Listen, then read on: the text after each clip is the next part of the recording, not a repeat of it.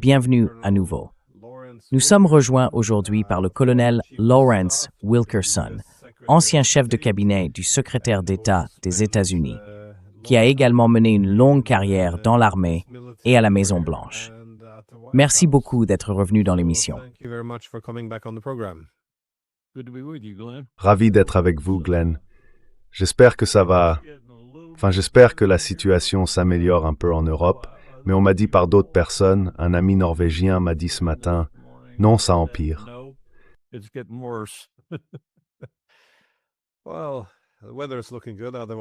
Eh bien, le temps s'annonce plutôt bon, à part ça. Politiquement, tout le reste. Non, cela semble aller assez mal, comme dans la plupart des endroits du monde. Mais oui, beaucoup de ces problèmes paraissent s'être aggravés, bien sûr. Les choses étaient déjà mauvaises, mais elles deviennent bien pires à cause de la guerre contre l'Iran. Eh bien, les déclarations les plus récentes que nous avons reçues de Trump. D'abord, il a donné ce compte à rebours de 48 heures pour la destruction des installations énergétiques iraniennes. Puis il l'a prolongé à 5 jours, puis à 10 jours. Je voulais savoir ce que vous pensez qu'il se passera à la fin de ce compte à rebours. Je veux dire, Trump peut-il vraiment se permettre de monter encore dans l'escalade maintenant? Et puis on ne sait pas très bien à quoi sert ce compte à rebours. Pense-t-il réellement pouvoir obtenir cela de l'Iran? Est-ce de la diplomatie publique pour gérer les récits? Ou voyez-vous cela comme un moyen de maintenir la cohésion du gouvernement? Je me demande simplement comment vous interprétez ces récents événements en provenance de la Maison-Blanche.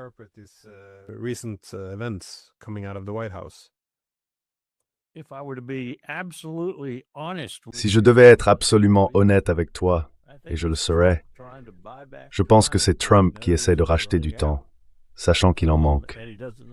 Il ne connaît aucune autre façon de le faire, et il a un cabinet suffisamment servile pour le suivre. Je ne pense pas qu'il ait la moindre idée de la façon dont il va s'en sortir. Il est dedans, profondément dedans. Je crois qu'il a enfin pris conscience qu'il est dans cette situation et qu'il y est profondément, sans avoir les moyens de s'en extraire. La principale personne qui l'a entraîné à ce point, c'est Bibi Netanyahou. Et Bibi n'a absolument aucune sympathie pour lui. En fait, il l'emmènerait avec lui en un clin d'œil, même si c'était en enfer et retour. Il est donc probablement en train de réaliser, même à travers sa propre mégalomanie, qui s'intensifie chaque jour, que Jeff Pace a raison à ce sujet.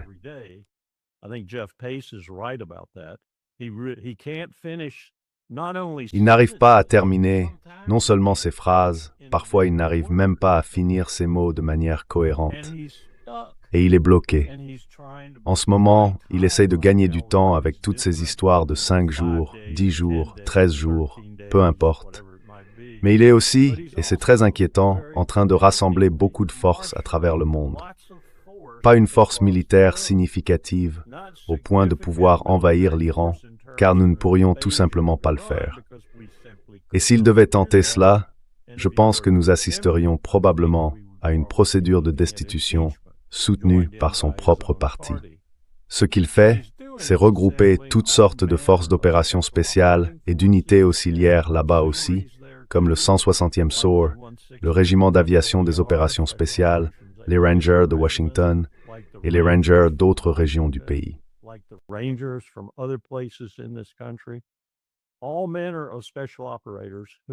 Toutes sortes d'opérateurs spéciaux qu'il va essayer d'utiliser d'une manière ésotérique. Pensez à l'île Kargil ou à certaines autres îles du Golfe dont j'ai entendu parler ce matin, ou à d'autres endroits comme il l'a fait au Venezuela, avec ce genre de précision instantanée rendue possible par les véhicules de livraison, les véhicules d'extraction, et ainsi de suite. Et c'est impossible. On ne va pas faire ça dans ce scénario comme on l'a fait au Venezuela. Et on ne va certainement pas le faire avec toutes ces forces disparates, amenées de différents points du globe.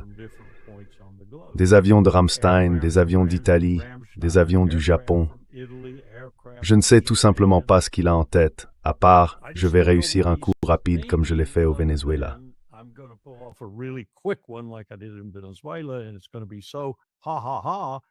Et ça va être tellement ah ah ah. Et j'ai causé tellement de dégâts par exemple à Kargil et au principal port iranien, que je vais obtenir un peu de mouvement dans les négociations, qui d'ailleurs n'ont même pas lieu. Ce que Witkoff a dit hier, c'était des mensonges complets. On m'a assuré par une source très fiable qu'il n'a pas vu un seul Iranien. Il a traité avec des Pakistanais, des Omanais ou d'autres personnes offrant leurs bons offices, Dieu merci. Mais il n'a pas parlé à un seul Iranien. Et dans ce contexte, laissez-moi vous dire ce que le plus important des Iraniens, à mon avis, vient de dire. Il s'agit d'Arachi, lors de la réunion d'urgence spécialement convoquée à l'ONU, parce que l'ONU prétend vouloir examiner maintenant le bombardement de l'école en Iran, où de nombreux écoliers ont été tués.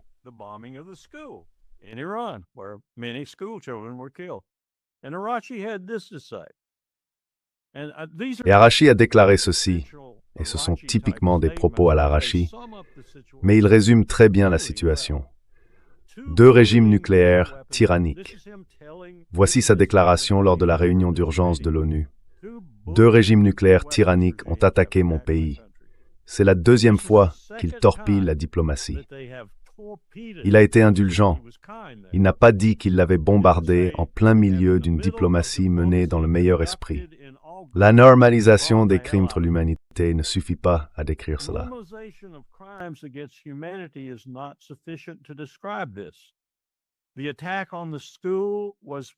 L'attaque contre l'école n'était que le dernier chapitre. Tout a commencé avec la Palestine. Tout a commencé avec Gaza. Nous en sommes maintenant à 27 jours de guerre illégale contre mon pays. Vous, l'Amérique, vous, Israël, vous, les Nations Unies, avez établi qu'il n'y a aucun respect pour le droit humanitaire. 600 écoles dans mon pays ont été bombardées. Des hôpitaux ont été bombardés. Des maisons de retraite ont été bombardées. Des ambulances, fixes comme mobiles, ont été bombardées. Les sources d'eau ont été bombardées. Les sources de nourriture ont été bombardées. Tout cela constitue des crimes de guerre. Tout cela est le résultat du monde qui ignore la Palestine.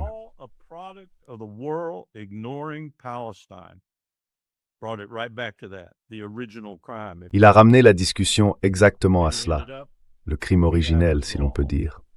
Puis il a conclu par « Mais nous avons résolu, et je n'ai aucun doute qu'ils l'ont fait.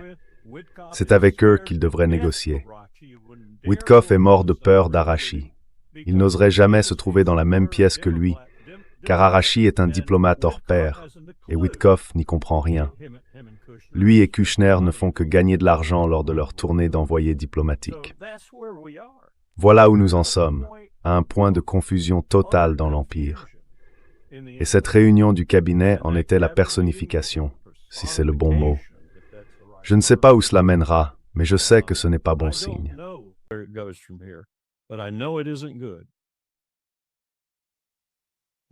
Et Brana, Guinean's tint. Men pourquoi tu demandes juste? Sang the worth. Et these. Il nous fait gagner du temps pour le simple plaisir de gagner du temps. Ouais.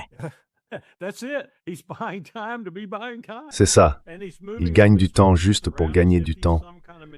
Et il déplace toutes ses forces comme s'il était une sorte de magicien doté d'un pouvoir militaire. Alors qu'en réalité, des gens comme le général Keane devraient lui dire « Cela coûte des milliards, et pour rien. » À part quoi, Monsieur le Président? Qu'essayez-vous donc d'accomplir? J'ai écouté Keane ce matin, vous savez le général Keane, ce connard. Tout ce qu'il fait, c'est prêcher pour les gens dont il tire profit. Il parle de la façon dont tout va se jouer sur « nous allons les attaquer » et nous allons les attaquer avec ces forces qui sont actuellement rassemblées.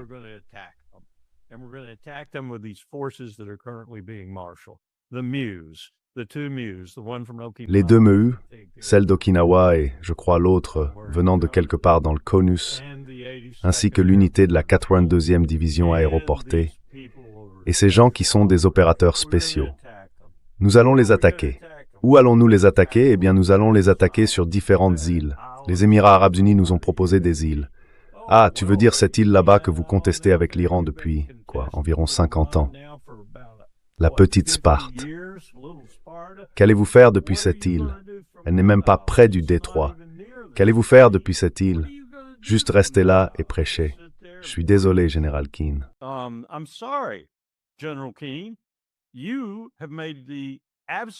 Tu as commis l'erreur absolue. Si j'avais été sur un plateau d'exercice avec un major ou un lieutenant-colonel participant à ce jeu, et qu'il s'était retourné pour me dire ce que tu viens de me dire, que nous atteignions tous nos objectifs, je l'aurais expulsé du plateau. Écoute mon garçon, tu n'es pas là pour atteindre tes objectifs. Tu es là pour accomplir ta mission. Le fait d'atteindre tes objectifs est censé te conduire à l'accomplissement de la mission. Quelle est ta mission? Et tu aurais été incapable de me le dire. Tu aurais été catégoriquement incapable de me dire quelle était ta mission. Voilà où nous en sommes. Voilà où nous en sommes. En termes militaires, c'est la pire performance que j'ai jamais vue de la part d'une cellule de commandement des États-Unis. C'est lamentable. C'est absolument lamentable. Et je les tiens tous pour responsables, de Keane à Hicks jusqu'au président.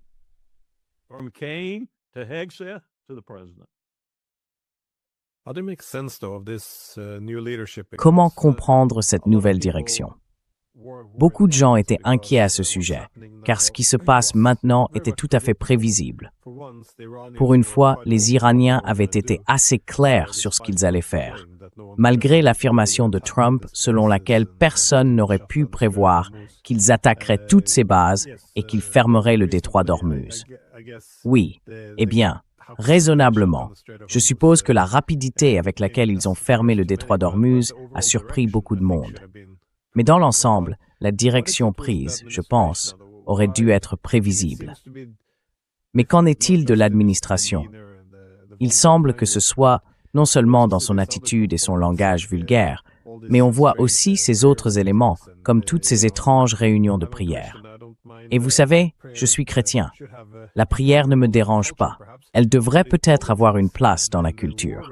Mais en politique et dans la rhétorique de guerre, elle n'a pas sa place. C'est même assez absurde. Oui.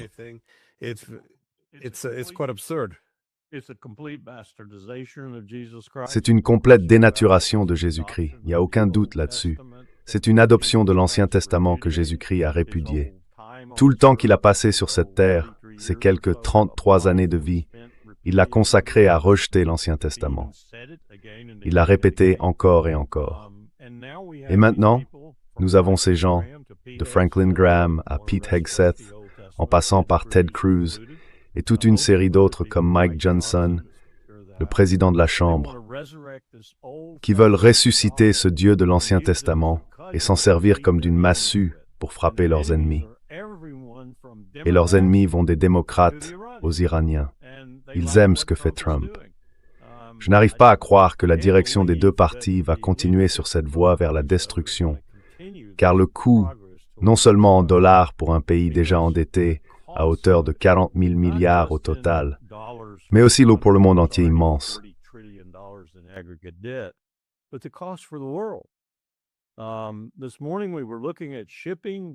Ce matin, nous examinions le transport maritime, le commerce en général et les produits clés de ce commerce. L'un d'eux était l'hélium, par exemple. On ne peut pas fabriquer de puces informatiques, du moins les plus sophistiquées, sans hélium. Eh bien, une grande partie de l'hélium, nous ne le savions même pas lorsque nous étudions les matières premières et ainsi de suite, transite par le détroit d'Ormuz. C'est comme pour l'urée. Je ne savais pas qu'autant d'urée passait par le détroit d'Ormuz. Nous perturbons l'économie mondiale d'une manière si importante et si profonde en ce moment qu'elle pourrait ne pas s'en remettre avant des années. Nous sommes déjà en récession. Si l'on regarde simplement 2 trimestres consécutifs, nous sommes déjà en récession. Il y a de fortes chances que nous entrions en dépression.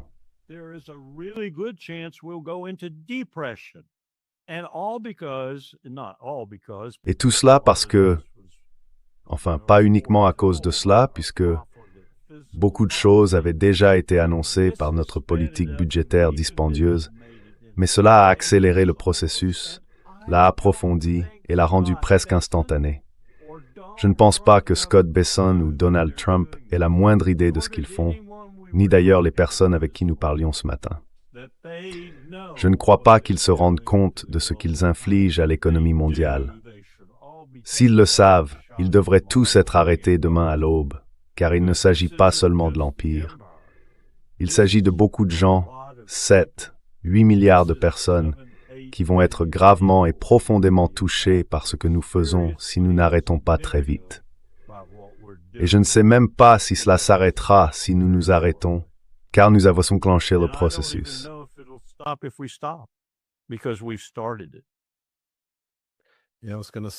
Oui, j'allais dire que même si nous arrêtions, même si la guerre se terminait demain ou aujourd'hui, beaucoup de problèmes sont déjà, tu sais, en place. 500 navires se trouvent maintenant au large du détroit, sans aucun endroit où aller, tous avec leurs équipages à bord. Certes, les équipages ne comptent que 10 à 12 personnes, mais je veux dire, c'est tout ce qu'il faut pour faire fonctionner ces grands navires aujourd'hui. Pourtant, ils restent au large du détroit sans destination. 3000 marins, presque 4000 navires.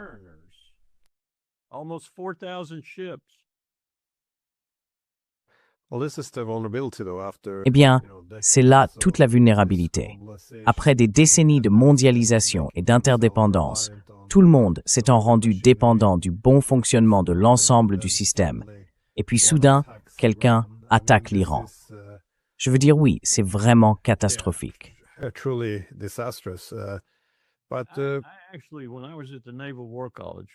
En réalité, lorsque j'étais au Naval War College, j'ai rédigé un mémoire sur le sujet et j'ai étudié, entre autres, tous les détroits du monde considérés comme critiques. J'ai pris pour référence, afin d'évaluer leur importance stratégique, les travaux de l'époque qui menaient à l'élaboration de la Convention sur le droit de la mer. J'ai examiné ce que ces détroits pourraient devenir dans le cadre du régime établi par cette Convention. Vous savez, les détroits sont soit internationaux, soit partagés, une partie relevant de cette mer territoriale, une autre de celle-là, et la zone centrale par où passent effectivement les navires est internationalisée.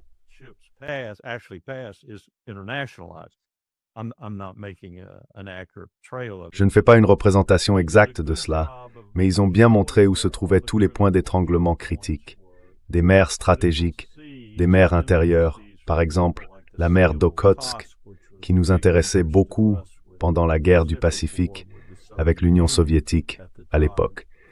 Et j'en suis ressorti en réalisant qu'il y en avait environ 6 ou 7 dans le monde, que si l'on en prenait le contrôle. Et le contrôle signifiait qu'il fallait disposer de tout l'attirail nécessaire. Air, mer, sous-marin, voire spatial. On pouvait mettre le monde à genoux. Réalité. C'est en train de se réaliser. D'une manière des plus décousues et répugnantes, c'est en train de se réaliser.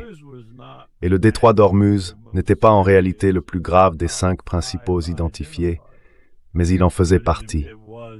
Le Bab el-Mandeb était bien plus sérieux, puis la mer Rouge. Nous le faisons, nous nous infligeons cela à nous-mêmes. Et comme tu l'as souligné, c'est en partie parce que nous nous sommes laissés devenir si mondialisés. Mais c'était plutôt bien. Ça fonctionnait assez bien tant que tout marchait. Tu introduis quelque chose comme ça là-dedans, et c'est ce que j'ai fait dans mes scénarios. J'y introduis des éléments perturbateurs, et j'ai vu un monde très très gravement désorganisé quand je l'ai fait. Et tu sais, nous n'étions pas aussi mondialisés à l'époque. C'était il y a 25 ans. Nous n'étions pas aussi mondialisés alors que nous le sommes aujourd'hui.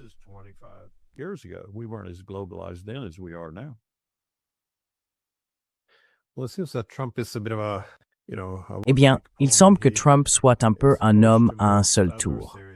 Son approche face à la plupart de ses adversaires consiste à brandir une menace massive, afficher une force écrasante, puis à se présenter en négociateur pour conclure un accord du type « tout ou rien ». Le problème cependant, c'est que si l'Iran détient toutes les cartes en matière d'escalade, les types d'accords que Trump souhaite ne sont tout simplement pas possibles pour l'Iran, car celui-ci perçoit la situation comme une menace existentielle. Ils ne vont rien céder. Ils ne veulent même pas revenir à leur statu quo, car celui-ci devenait intolérable. Et même s'il y avait un accord qui semblait raisonnable, la confiance n'existe plus. Il est très probable qu'il se ferait frapper par des missiles pendant qu'il signerait l'accord. Donc c'est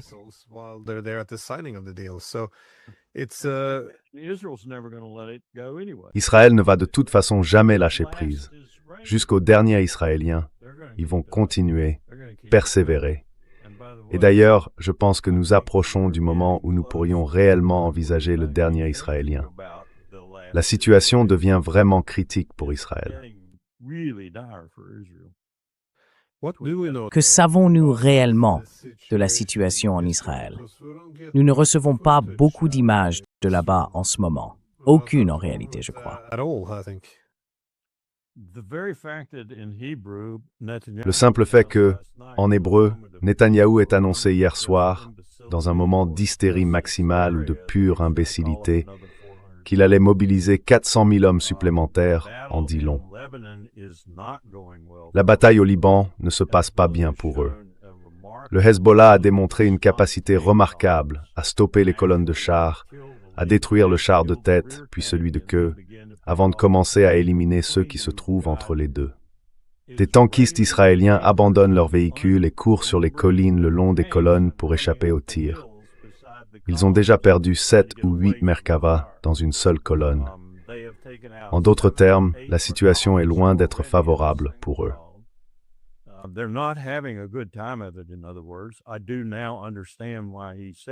Je comprends maintenant pourquoi il a dit qu'il allait rappeler 400 000 personnes supplémentaires. Mais une question m'est venue immédiatement à l'esprit. Vous venez d'en rappeler 300 000, dont 30% ne se sont pas présentés. Où allez-vous trouver ces 400 000 autres? Et plus encore, où allez-vous trouver ceux qui se présenteront? S'agit-il de personnes de plus de 65 ans, de moins de 18 ans? Qui sont ces gens que vous rappelez? Vous n'avez pas une nation aussi grande. Et vous avez probablement vu les images. Un général de Tsahal s'arrachant les cheveux et pleurant littéralement devant la caméra, quelques maires faisant la même chose. Il devient extrêmement dangereux d'être en Israël dans toute autre situation que dans un abri anti-bombe.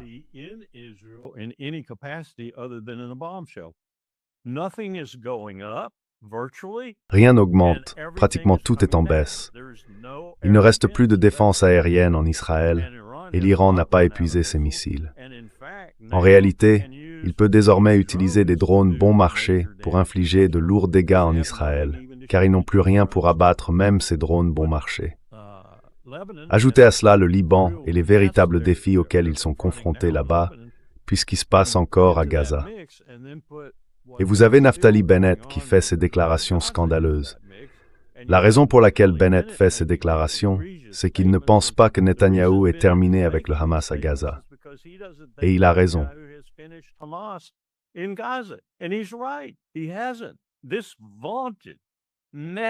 Il ne l'a pas fait. Cette armée vantée, immensément performante, débordante de fierté, les FDI, dans sa composante terrestre, n'a toujours pas vaincu le Hamas à Gaza. Et Bennett est en colère contre Netanyahou parce qu'il a perdu de vue l'essentiel, qu'il a laissé l'ONU et Trump créer cette espèce de Trump City, ou peu importe. Donc, Israël est en plein tumulte en ce moment. Je déteste le dire et je le prédis depuis longtemps, mais je n'éprouve aucune joie à voir cela se réaliser. Israël va disparaître. En tant qu'État juif au Levant, Israël va disparaître, et Netanyahou sera celui qui présidera à cette disparition.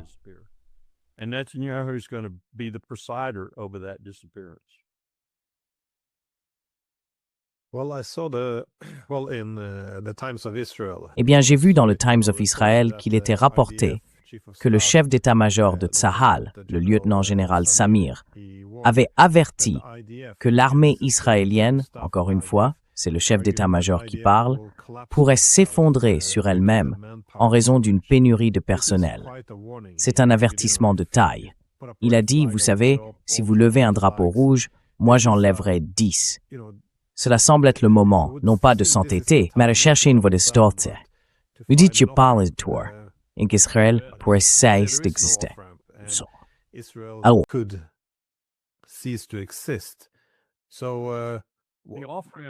la sortie de crise oblige Netanyahou à affronter la réalité, je pense. Et c'est un gros obstacle pour lui d'en trouver une, car s'il affronte la réalité, il ira probablement en prison.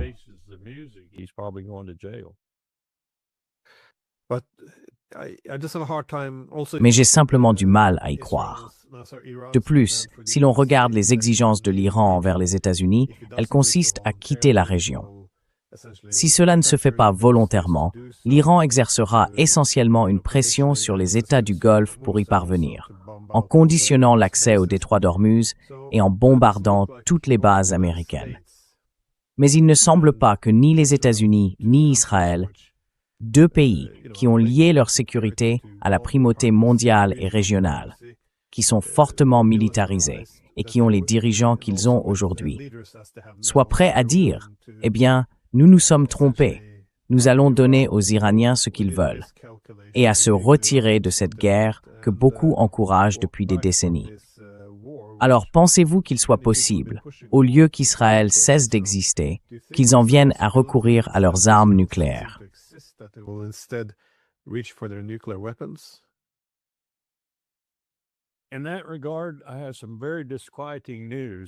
À cet égard, j'ai reçu des nouvelles très inquiétantes de Ted Postol, professeur émérite au MIT, qui conseille beaucoup d'entre nous sur les questions nucléaires. Il m'a appelé à William & Mary pendant que j'étais là-bas mardi soir et nous avons longuement discuté. Je crois qu'il m'a convaincu, ou plutôt je pense que ce qu'il dit, c'est qu'il y a au moins 75%, peut-être 80% de probabilité. Je ne sais pas quel pourcentage il avancerait. Que les Iraniens disposent désormais d'une quantité suffisante d'uranium enrichi, ainsi que d'une installation profondément enfouie, leur permettant de fabriquer une bombe, de placer l'ogive sur un missile Karamsha ou un modèle similaire de Mark III ou Mark IV, et de la livrer, peut-être même plus d'une. Et pendant que Ted me parlait, je repensais à Kang Sok-ju, Lee Gun et Jim Kelly, notre secrétaire adjoint pour la région Pacifique, qui s'était rendu à Pyongyang avec un programme économique assez solide.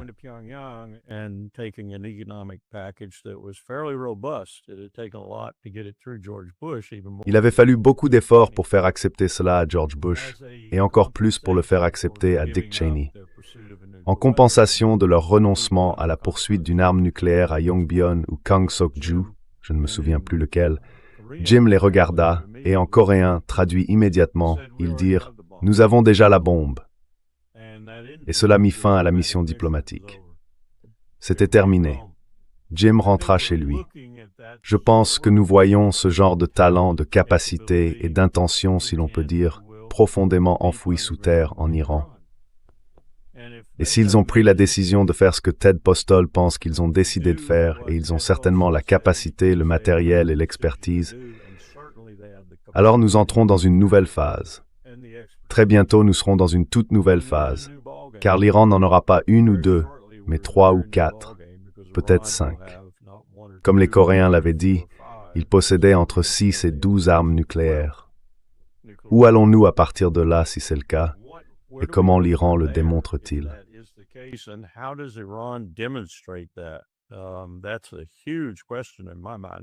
C'est une question énorme dans mon esprit maintenant, après avoir parlé avec Ted.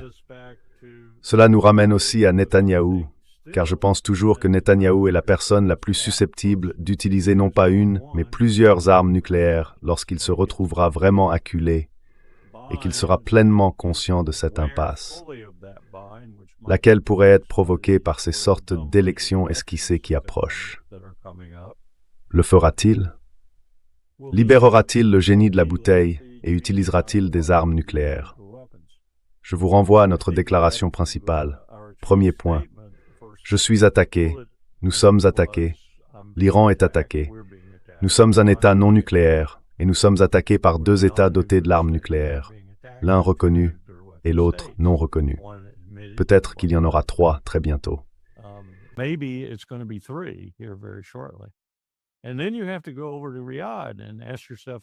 puis il faut aller à Riyad et se demander quel est l'accord que Mohammed Ben Salman avec le Pakistan, et le Pakistan y restera-t-il fidèle?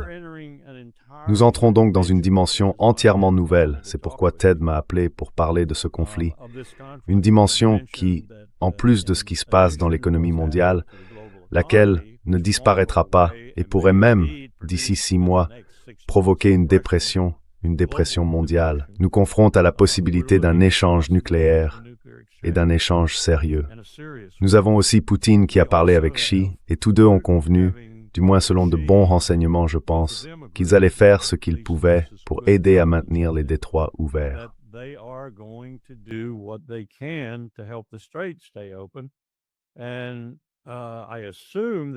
Et je suppose que ça signifie selon les conditions de l'Iran.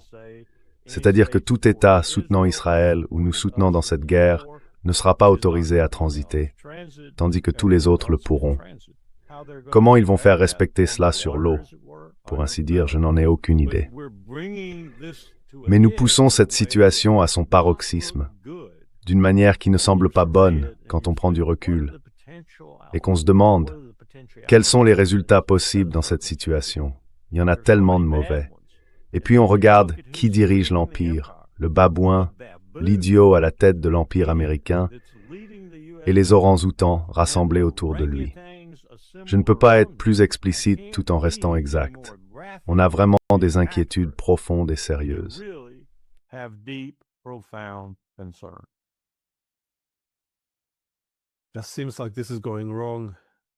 Il semble que les choses tournent mal à de nombreux niveaux.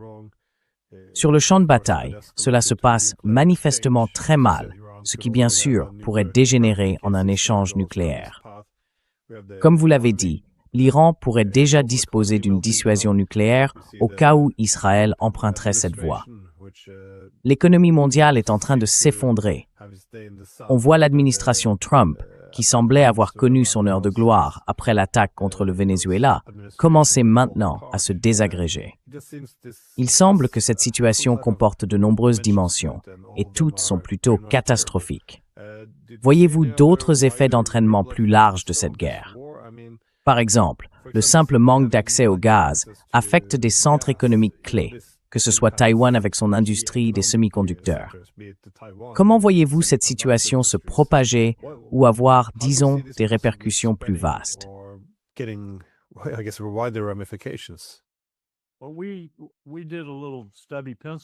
Eh bien, nous avons fait un petit travail de réflexion sur le campus et essayé d'examiner combien de pays, en particulier ceux qui figurent sur la liste noire de quelqu'un, comme Taïwan, disposaient de combien de jours de réserve avant de commencer à s'effondrer, surtout sur le plan industriel ou technologique. Taïwan nous est revenu à l'esprit, mais nous nous intéressions aussi à d'autres pays, ceux impliqués dans des conflits ou au bord de l'être, comme le Pakistan et l'Afghanistan. Et nous en sommes arrivés à la conclusion qu'il existe actuellement tant de points chauds sur le globe, encore plus vivement éclairés, si l'on peut dire, par cette crise en Asie du Sud-Ouest, qu'on pourrait avancer un argument assez solide pour ce qui ressemblerait fort à une guerre mondiale, très vite accompagnée, comme nous l'avons dit, d'une dépression mondiale.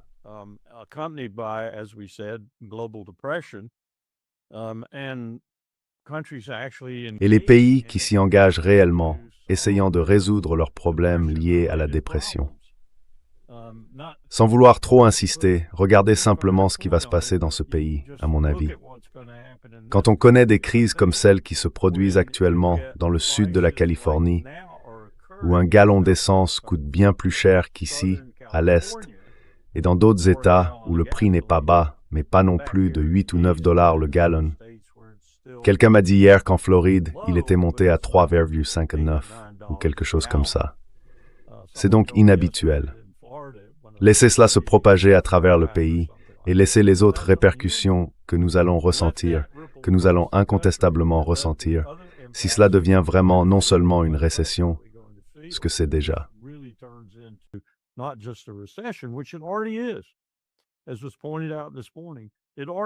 Comme on l'a souligné ce matin, c'est déjà une récession selon la définition d'une récession. Nous avons eu 2 trimestres consécutifs, c'est une récession.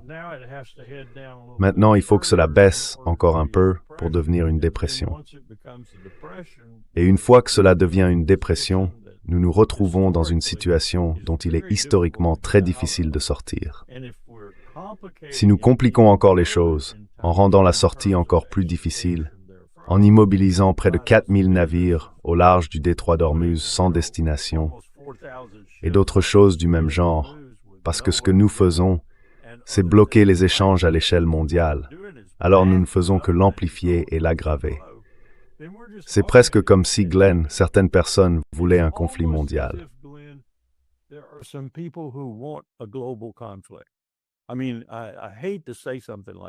Je veux dire, je déteste dire quelque chose comme ça, mais on dirait presque que certains financiers, vous savez, les Rothschild, les JP Morgan, les Médicis, ce genre de gens dans le monde d'aujourd'hui, sont en train de fomenter un conflit mondial et ne seront pas satisfaits tant qu'ils ne l'auront pas obtenu. Je pense qu'ils vont faire face à des récriminations très très lourdes et profondes s'ils le font, parce que cela ne sera amusant pour personne. Vous ne pourrez pas aller sur le marché, entrer et sortir, et faire fortune avec ça, parce que vous êtes confronté à, vous êtes confronté à son niveau de préoccupation le plus profond et le plus grave. Vous êtes confronté à un échange nucléaire et ensuite à un vaste échange nucléaire.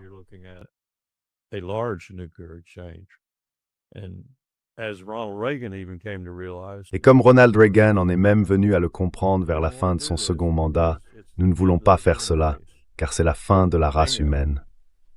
Bingo. Nous marchons actuellement sur une route très dangereuse, et ce qui m'inquiète profondément, c'est que nous la suivons dans mon pays, dans l'Empire. Nous la suivons avec des imbéciles absolus. Et je ne parle pas seulement d'un ou deux, je parle d'une véritable horde, de Hegseth avec son christianisme et Trump avec son opportunisme, à Gabbard et son manque de courage, jusqu'à Besant et son mépris total pour les enfants qui meurent. Vous les connaissez. Le secrétaire à l'énergie qui hier s'est complètement ridiculisé. Pourquoi? Vous savez, j'ai demandé à mes étudiants, pourquoi pensez-vous que nous avons fait du secrétaire à l'énergie le dernier membre statutaire du Conseil de sécurité nationale?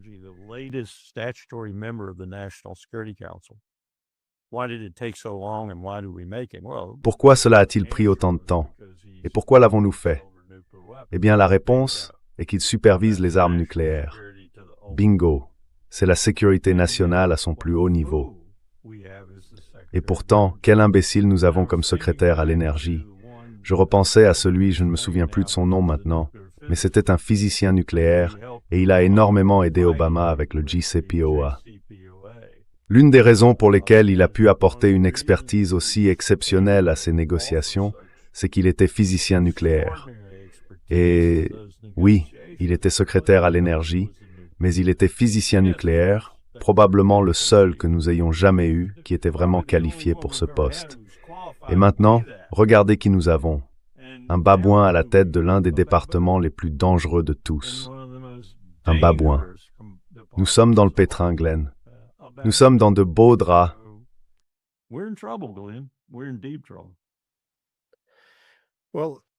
Eh bien, si Ted Postol a raison, les Iraniens ont, sinon déjà franchi la ligne, du moins la capacité de le faire. Et en effet, s'ils se trouvent face à une menace existentielle et pensent que les États-Unis et Israël, par désespoir, pourraient recourir à l'arme nucléaire, ils disposent du matériel et du savoir-faire nécessaires. Il ne semble pas improbable qu'ils développent une dissuasion nucléaire. Je me demandais simplement comment, selon vous, les États-Unis et Israël réagiraient à cela. Car ce n'est pas comme si, enfin, vous savez, lorsqu'on voit la Russie ou la Chine posséder une dissuasion nucléaire, la première réaction est de se dire qu'il faut se montrer un peu plus prudent.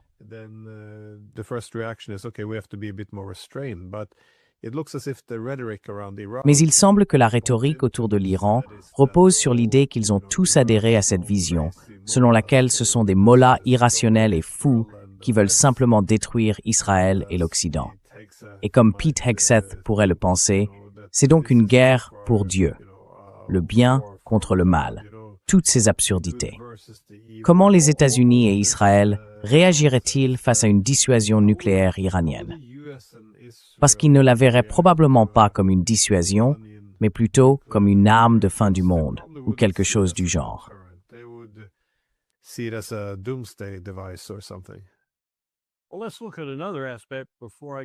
Eh bien, examinons un autre aspect, avant que je n'en vienne à cela pour vous. Ce matin, et je n'en étais pas totalement conscient, je savais qu'il existait une liste de cibles, pour ainsi dire, mais j'ignorais à quel point elle était étendue et précise. J'en ai vu une partie ce matin. L'Iran dispose d'une liste de cibles pour la région. Comprenez l'Arabie Saoudite, les Émirats Arabes Unis, le Qatar, Bahreïn, qu'ils ont déjà pratiquement détruits. Ils ont une liste de cibles comprenant tous les points principaux véritablement décisifs de la région pour tous ces pays, une étape intermédiaire pour eux.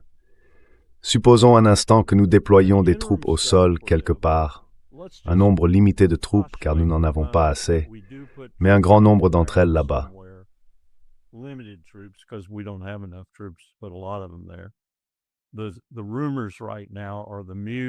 Les rumeurs en ce moment disent que le nombre est d'environ 4500.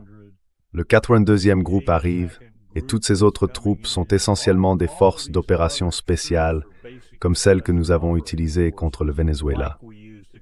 Donc il y a les Rangers, le régiment d'aviation des opérations spéciales, le SAR, basé à Fort Campbell. Toutes ces unités rassemblent des troupes autour d'endroits comme Ramstein, et ainsi de suite, d'où elles peuvent fondre sur l'Iran.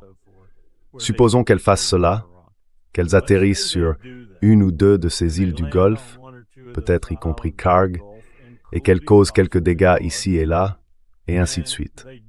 Alors l'Iran se dit, eh bien il est temps de passer à l'étape intermédiaire, et il attaque toutes ces cibles.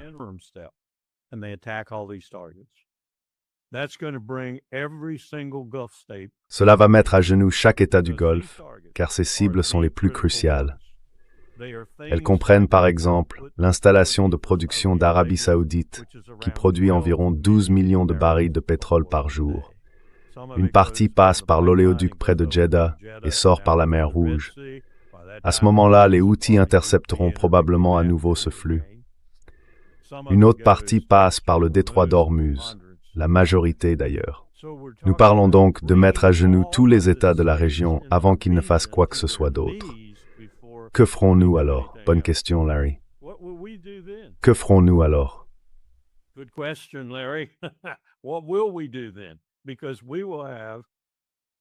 Parce que nous avons déjà perdu nos alliés, je pense, pour toutes les raisons pratiques, mais nous les aurons totalement perdus. Et pas seulement perdus dans le sens où ils ne veulent plus de notre protection, mais perdus parce qu'ils seront devenus des cas désespérés. Il faut se demander que feront leurs propres populations à ce moment-là, quand les partis au pouvoir seront en train de s'autodétruire. C'est donc l'étape intermédiaire. Ensuite, on en vient à la réponse à votre question sur les armes nucléaires. Est-ce que je pense que Donald Trump considérerait qu'il ne devrait pas utiliser une arme nucléaire contre l'Iran? Pas une seconde. Est-ce que je pense que Bibi Netanyahou verrait les choses ainsi? Pas une seconde. Alors, que nous reste-t-il? Nous avons l'Empire et son État vassal en Méditerranée, Israël, utilisant des armes nucléaires contre un État apparemment non nucléaire pour le détruire.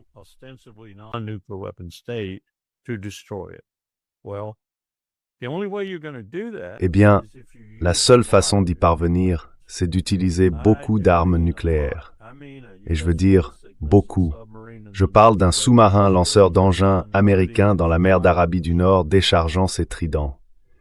Que pensez-vous qu'il se passera à ce moment-là? J'hésite même à y penser, car il y a d'autres personnes de l'autre côté qui possèdent le même arsenal. En fait, il y a deux pays de l'autre côté qui ont le même arsenal. La Russie, encore plus grand que le nôtre. La Chine, légèrement plus petit, mais en pleine expansion, est certainement capable de semer le chaos. Nous parlons donc des trois principales puissances nucléaires du monde se faisant face, avec l'hypothèse que les États-Unis viennent d'utiliser massivement des armes nucléaires contre l'Iran. Je ne veux pas aller jusque-là. Je ne veux vraiment pas aller jusque-là. Je préférerais peut-être la tombe avant d'en arriver là.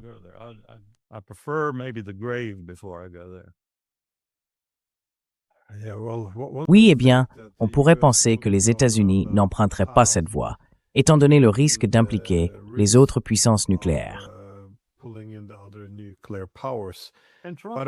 Et Trump a dit à son crédit qu'il ne le ferait pas. Il a dit qu'il ne le ferait pas, mais combien de fois a-t-il dit qu'il ne le ferait pas pour ensuite le faire quand même?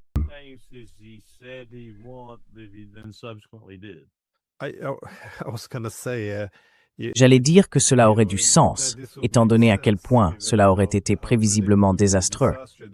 Mais attaquer l'Iran dès le départ était déjà prévisiblement une catastrophe, donc cela ne m'inspire pas beaucoup d'optimisme. Laisse-moi simplement te poser une dernière question cependant. Que penses-tu? Quelles sont les issues possibles alors? Parce que comme tu l'as dit, les Iraniens peuvent monter l'échelle de l'escalade. Ils peuvent répondre coup pour coup. Ils peuvent anéantir tous ces États du Golfe s'ils le souhaitent. Les États-Unis ne peuvent pas vraiment faire grand-chose pour pénétrer la forteresse iranienne, à part utiliser des armes nucléaires. Donc, à moins que nous ne montions cette échelle de l'escalade avec toutes les conséquences que cela implique, nous ne voulons certainement pas prendre ce risque. Quelle est la voie de sortie possible ici? Tu vois, parce qu'avec le Yémen, Trump pouvait déclarer la victoire et rentrer chez lui. Mais il ne peut pas faire ça ici, car ce n'est pas une option. Alors, à quoi devons-nous nous attendre? Quelle est la voie diplomatique possible pour sortir de cette situation, en gardant à l'esprit que les 2 dernières négociations ont servi à lancer des attaques surprises?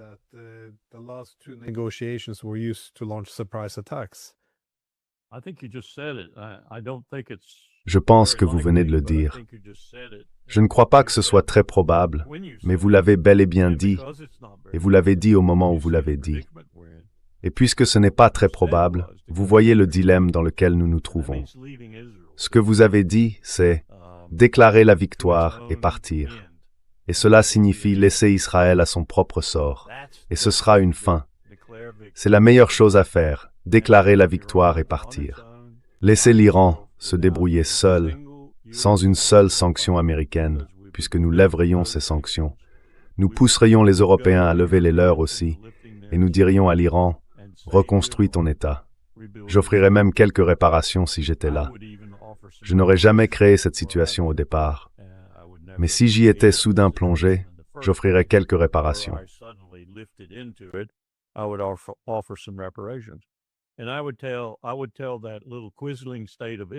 Et je dirais à ce petit État collabo qu'est Israël, faites ce que vous pouvez, mais arrêtez les tueries. Et je me positionnerai aussi sur la situation à Gaza. Ça n'arrivera pas, je rêve éveillé. Ça n'arrivera pas. Mais déclarer la victoire et partir peut-être. Ce genre de choses plairait probablement à Trump, parce qu'il pense pouvoir tout enjoliver auprès de ses partisans et qu'il ne se soucie que d'eux. Il peut leur faire croire n'importe quoi. Et il a sans doute raison. Avec un noyau dur de son groupe MAGA, il pourrait transformer cela en victoire s'il s'en donnait la peine. Puis viendraient les élections de mi-mandat. Il va perdre et il sera destitué. Alors, allons-nous avoir les élections de mi-mandat?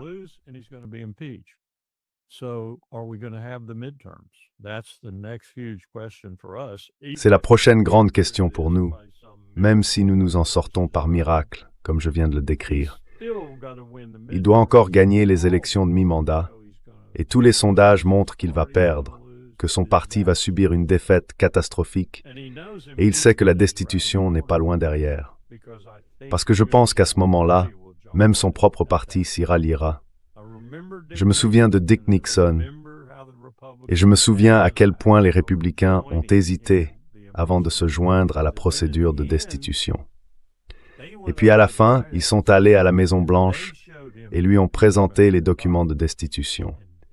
Et Dick s'est dit, « Je crois que je vais démissionner plutôt que d'être le premier président destitué avec succès, parce que les articles étaient si accablants, si puissants. » C'est ce qui doit arriver à Trump.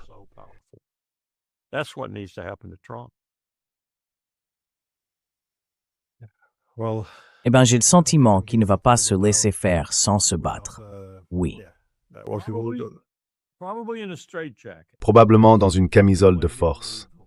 C'est ainsi qu'il quittera la Maison-Blanche, dans une camisole de force. Je veux dire, je ris, mais j'en pleure. C'est probablement ainsi qu'il devrait quitter la Maison-Blanche.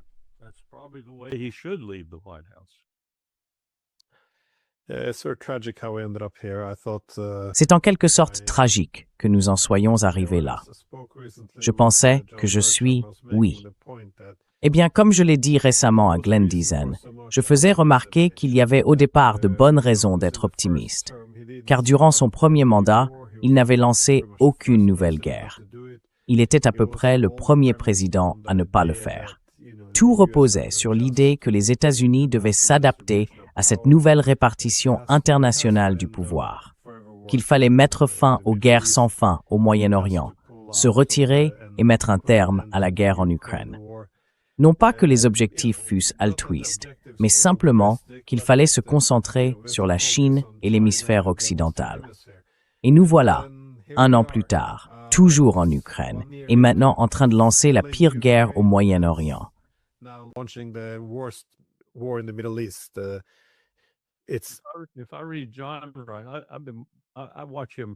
Je lis John, je le regarde assez souvent et je le connais un peu. Nous avons fondé Quincy ensemble, le Quincy Institute. Il pense que tout est la faute d'Israël, en fin de compte. Enfin, notre faute pour avoir laissé Israël faire, mais tout de même la faute d'Israël. Moi, je pense que c'est plus large que ça. Je pense que c'est plus profond que ça. Oui, je te l'accorde, Israël contrôle le Congrès et il contrôle beaucoup d'autres aspects de notre vie. Tellement d'aspects maintenant que je crois que les Américains sont en fait révoltés en découvrant à quel point ils contrôlent. Et c'est sain. Mais je ne pense pas que tout se résume à ça. Je pense qu'il y a aussi de l'hubris impériale. Et je crois avoir vu cette hubris de près quand la guerre froide s'est terminée et que H.W. Bush a été battu et chassé de la Maison-Blanche par une vaste coalition soutenue et financée par Israël. Mais malgré tout, nous avons complètement perdu la tête depuis cette époque. C'est presque comme si la victoire dans la guerre froide nous avait rendus déments. Et c'est tellement étrange parce que c'était pas une victoire. Gorbatchev nous a donné l'Union soviétique. Nous ne l'avons pas prise.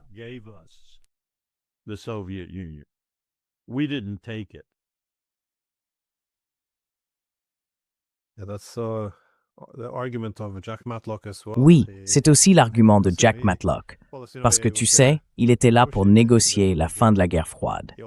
Et il avertit également que lorsque la fin de la guerre froide a été réécrite, c'est-à-dire au lieu de se conclure par des négociations en 1989, elle a été présentée comme une victoire en 1991, cela a changé, ou du moins influencé, l'ADN de la direction politique. L'idée est devenue que la paix ne se crée pas par la compréhension mutuelle et la diplomatie, mais en fixant l'adversaire et en le vainquant. Et dans cette logique, bien sûr, dans la victoire, on peut semer les graines de sa propre destruction. C'était certainement la philosophie de Richard Cheney. La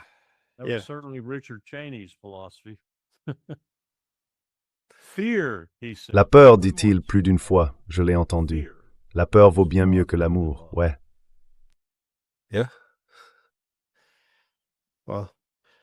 Wow. Merci d'avoir pris le temps de parler de ce sujet très déprimant. Comme toujours, j'espère vraiment que tu te trompes à propos de cette possibilité. Mais oui, c'est juste. Je serais plus que disposé à descendre dans la rue, vêtu de toile de jute et couvert de cendres, en gémissant et en grinçant des dents. J'ai tort.